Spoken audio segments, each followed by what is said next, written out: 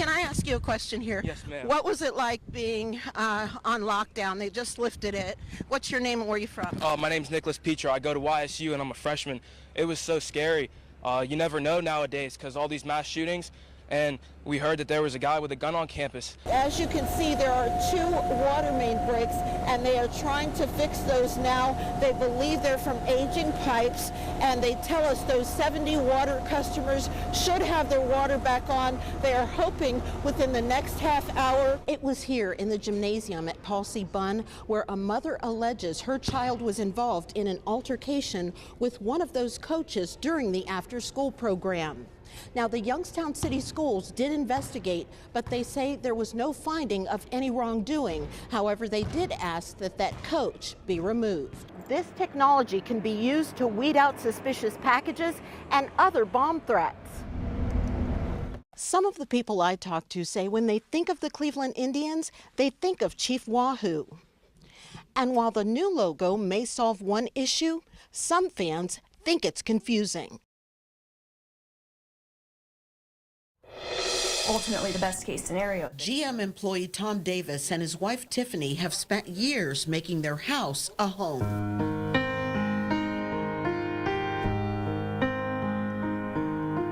We've been here for close to 14 years. Brought 2 kids home here. A lot of Christmases, a lot of birthdays. But with the production of the Chevy Cruze now in GM Lordstown's rearview mirror, the plant idled and no new product on the horizon, Davis says after nearly 18 years at the plant, his family is putting their home up for sale. They're moving in with a loved one and waiting to see what contract talks bring. Just to make sure we don't have a house payment, so if we have to go somewhere, to hopefully somewhere like Michigan or Indiana, we already got the house for sale. His wife Tiffany is a Lordstown school teacher and their children 5 and 10 years old, so he's waiting to put in a transfer at least until they're finished with the school year. I'm afraid to put in for one and then they take me right away. The other problem? Too many unanswered questions. This entire situation has even made the couple's son Brian speak his mind, and it's clear he's wise beyond his years, as seen in this Ohio Democratic Party ad. Mary Barra herself has to remember not just Lordstown, not just the Mahoning County bailed her out when they were going out of business. The entire country did. And her way of thanking us leaves me speechless. And this young mind is smart enough to realize that his family is forced to make a decision for the future without knowing if the Lordstown plant will ever get another product. It's not knowing what's going to happen that's the worst about this. We talked it through. Davis's wife Tiffany says if they decide to take a transfer, it's like starting over and they'll have no support system in a new state. And no matter what, it's going to cost them. Either we've sold the home that we've worked hard for and we have to, start over in that aspect, or we have to move to a completely different place and start everything over again. So nothing about the situation is easy. Not knowing is making this extremely difficult. Now, Tom Davis tells me that his father worked at GM Lordstown for 30-plus years and always told him to never wait on GM to make major life decisions like getting married or buying a house. But he tells me this time is far different because this time GM is not giving them any choice. Back to you. Can I ask you a question here? Yes, ma'am. What was it like being on lockdown? They just lifted it. What's your name and where are you from? My name's Nicholas Petra. I go to YSU and I'm a freshman. It was so scary. You never know nowadays because all these mass shootings, and we heard that there was a guy with a gun on campus, and I was in the same building with my friend Anthony Alberti, and he said, "We got to go." And I said, "Why?" And he said, there's a guy with a gun on campus, and we just got up and left, and everybody was running. And then as you can hear, one of the students there speaking about the lockdown right there. The suspect has turned himself in. Michelle Nix live on campus. We need to listen in. Everybody at YSU is a little shook, but we're fine now. You're fine now? Yes. Yeah, where are you going to go? You going home? I think we're going home. I don't think we're going to have classes for the rest of the day. It's really scary. Everybody's shook. Well, we're glad you're okay.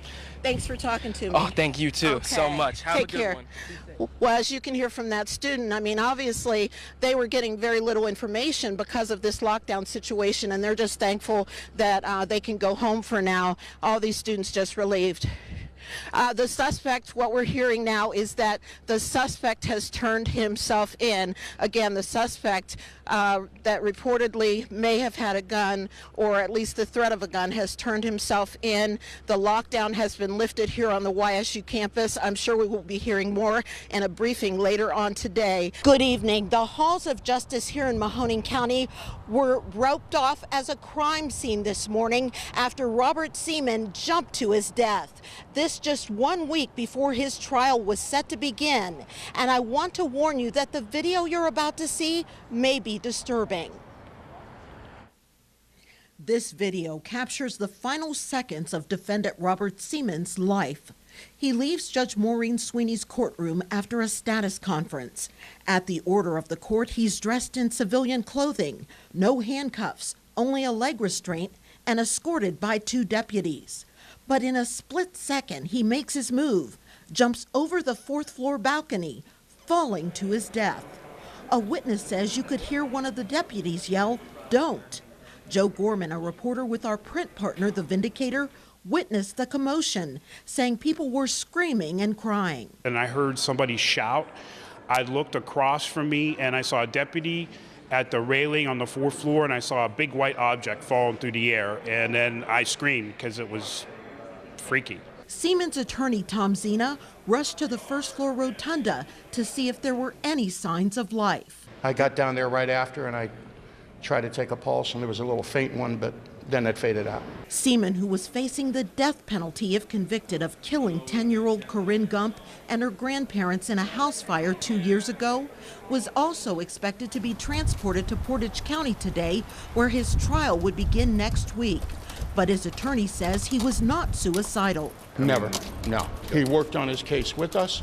He was very responsive. Prosecutor Dawn Cantalamesa feels Seaman's final act speaks for itself. I think it's very telling. He knew the evidence against him. With more local news, I'm Michelle Nix.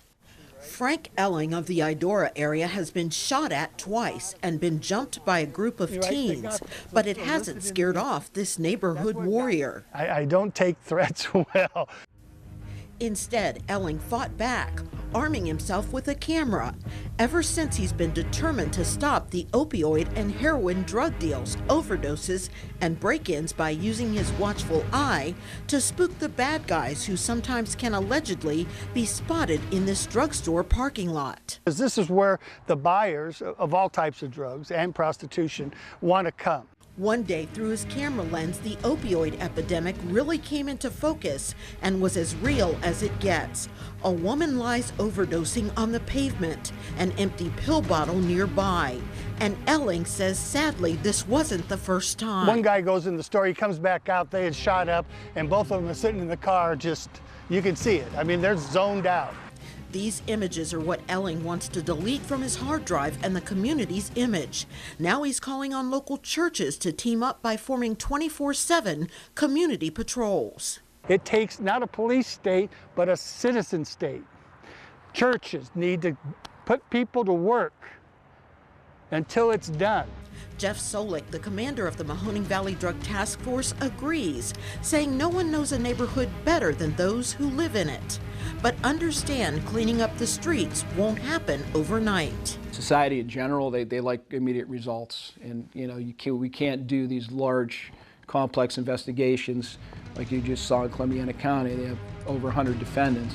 That was a great investigation, but I'm sure that wasn't done in 48 minutes like you see on TV. And community tips have led to the prosecutions of the criminal gangs, the Vic Boys, H Block and E Block, and dozens of drug, gun, and burglary prosecutions, including the arrest and conviction of one of the area's top heroin dealers, DeWaylen Colvin, who was linked to 4 murders. With more local news, I'm Michelle Nix. Hi. What's up, buddy? Did you vote for me? I did. Hubbard Sr. Preston Allen is gifted when it comes to his personality. He's the king of the hallways and could be crowned king of the school. He's great. Always goes to football games, supports everybody. What's amazing is to see how far Preston has come, especially after you hear how his life started. We never, ever put limits on Preston. The sky is the limit for him. And to this day, this proves it today that he's soaring. And he's soaring among the eagles in Hubbard. Preston is autistic and was adopted by Richard and Sally Allen at 23 months because he couldn't walk, talk, or sit up and was going to be put in an institution. But he's flourished since attending Hubbard High School, and his classmates campaigned and succeeded in putting him on the homecoming court. It's above a dream. As Preston practices walking with the entire court, we asked him who he would like to see become queen. He adoringly points to his teacher. Oh, thank you. As for what he told his mom when he learned about making homecoming court, and he said, so Mom, does that mean people like me? And I said, everybody likes you, Preston. Now, the king and queen, again, will be officially named here at Hubbard High School at 6:30. And whether Preston wins or loses, many people here say they already have their king. Derek and Leslie, officers Casey Kelly and Greg Tackett tell me when they saw the condition of 3.5-month-old Tariq Morris, they knew every second mattered. And even though in the end the child had to be taken off of life support and died, they knew that they had given this innocent child who had been shot every chance at life. When YPD officers Casey Kelly and Greg Tackett responded to the Pasadena shooting, where the car was riddled with bullets, they saw 2 adults in the front seat, but were shocked at what they found in the back. It looked like a pile of clothes, to be honest with you, because they had a blanket over top of the baby carrier. And as I'm shining my light, I looked up and I saw the baby's face, and that's when I was kind of like, oh no. The officers say the baby also never made a sound, even though he was looking around and clearly critically injured by gunfire. Not a cry, not a whimper, not anything. It was kind of just laying there. For Officer Greg Tackett, he just remembers being in the cruiser, holding the infant in the baby carrier, and Tariq looking up at him. I just remember he kept putting his little hand in my hand, and I was just holding on to it. And it was very hard. The officers decided to take the baby in the police cruiser to the hospital, knowing it could be 4 minutes before the ambulance was on scene. Short of pushing my foot through the floorboard to get the pedal to get as fast as I can get going, that's what I was doing. I was jamming it, and he's telling me, he's like, come on, let's go, let's go, let's go. Officer Kelly says they may have reached speeds of up to 120 miles per hour running lights and sirens. St. East police had lights and sirens on and were actually moving cars over for Youngstown as nurses and doctors waited to grab the baby at emergency. It was very hard to see that child in that condition. It's a story 21 News reported exclusively, and tonight new developments as the man accused of brutally beating a disabled man is arrested again, and this time in a courtroom. Michelle Nix has new developments in the case against a hired caregiver caught on tape allegedly doing anything but delivering the care he was hired to give. Devanzo Tate Sr. is taken into police custody from Judge Elizabeth Cobley's courtroom as he's arrested on a new felony assault charge. One of his 2 previous misdemeanor assault charges will be dismissed and enhanced to the felony level after his alleged crime was caught on tape. Beat your to death. You hear me? You hear me? Tate Sr., who worked for Synergy in Richmond at the time, was supposed to provide basic care for individuals with disabilities. Instead, he is accused of slamming a chair over a patient's head and threatening to kill him. The assault charge against him was enhanced because the victim in this case was functionally impaired, according to prosecutors. Defendant, while in the care of him, did assault him. Tate Sr. was arraigned by video from the Mahoning County Jail on the new charge, saying he has hired his own attorney. He has since been terminated from his job as a caretaker from Synergy in Richmond after several videos surfaced of him allegedly beating the same patient. Now what you gonna do? Huh? Now what you gonna do? Tate Sr. is also a former Mahoning County Sheriff's deputy, and he's also charged with aggravated menacing and another charge of assault, this time against a 13-year-old Youngstown school student, who police say he charged, grabbed with both hands around his neck and threw to the ground during an after-school program. He is no longer involved in that program. With more local news, I'm Michelle Nix.